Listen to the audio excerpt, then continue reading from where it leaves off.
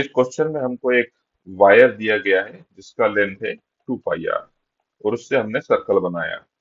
मतलब जो सर्कल बन रहा है उसका रेडियस कितना है, आर। और उसको वर्टिकल प्लेन में रख के यहाँ पर एक बीड रखा है हमने।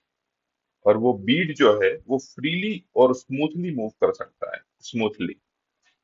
और फिर इसको हमने एंगुलर वेलोसिटी ओमेगा से मूव करवाया। एंगुलर वेलोसिटी ओमेगा से मूव करवाने की वजह से वो बीड जो है वो यहाँ पर आ जाएगा, इस जगह पर, और वो सर्कुलर मोशन कर रहा है जिसका रेडियस कितना दिया हुआ है, r/2।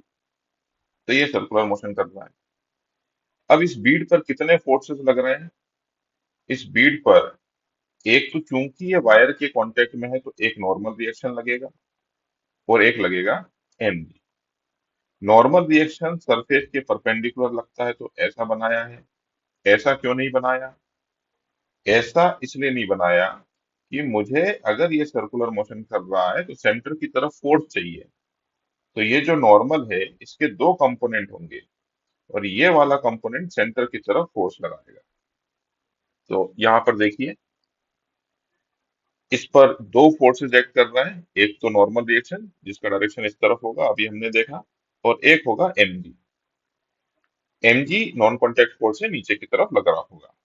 अब इस नॉर्मल को मैं दो पार्ट में रिजोल्व कर देता हूँ। एक होगा n cos थीटा और एक होगा n sin थीटा, राइट। और ये जो n cos थीटा है वो mg को बैलेंस कर रहा होगा।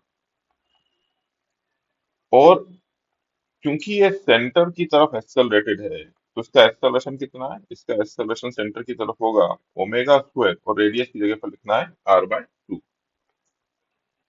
तो अब मैं लिख रहा हूँ equation, mass into acceleration, mass into acceleration, mass acceleration है ओमेगा स्क्वायर r/2। तो मास इंटू एक्सेलरेशन, तो एक्सेलरेशन के डायरेक्शन में फोर्स भी चाहिए जो किसके बराबर है, n sin थीटा के बराबर है। थीटा का वैल्यू भी देख लेते हैं। ये वाला ट्राइंगल देखिए आप, इस ट्राइंगल को अगर हम चाहें तो अलग से बना लेते हैं। ये लीजिए, जिसमें ये वाला r/2 डिस्टेंस दिया है, ये r दिया है, ये थीटा है।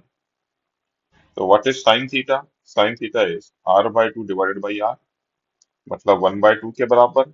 जिसका मतलब थीटा जो है वो 30 डिग्री दिया हुआ है।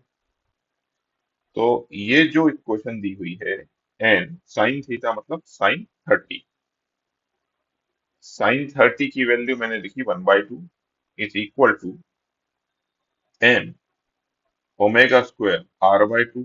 टू से टू कैंसिल हो गया, तो यहां से मुझे एन की वैल्यू मिल गई जो मैं यहां पर रख दूंगा। तो यहां पर मैं बोल सकता हूँ एन की जगह पर M omega square R, N की जगह पर ये रखा। cos थीटा की जगह पर cos 30 मतलब √3/2 is equal to mg। m से m गया, r का वैल्यू है 2g/√3 ओमेगा स्क्वायर। इन्होंने हमसे ओमेगा स्क्वायर का वैल्यू पूछा है, तो इसका मतलब ये है कि ओमेगा स्क्वायर जो होगा वो 2g/√3r होगा। ओमेगा स्क्वायर 2g/√3r, तो ऑप्शन बी इज करेक्ट। तो आंसर इज बी।